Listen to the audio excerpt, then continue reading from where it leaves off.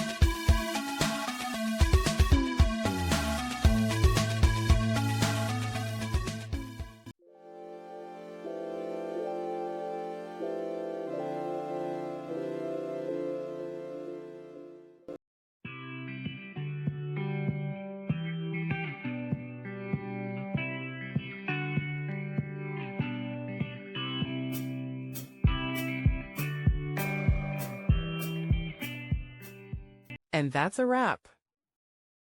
I hope you found the answer you were looking for. If you did, take a second to hit that subscribe button. It really helps out. And let me know in the comments which solution worked best for you. See you next time in the debug zone.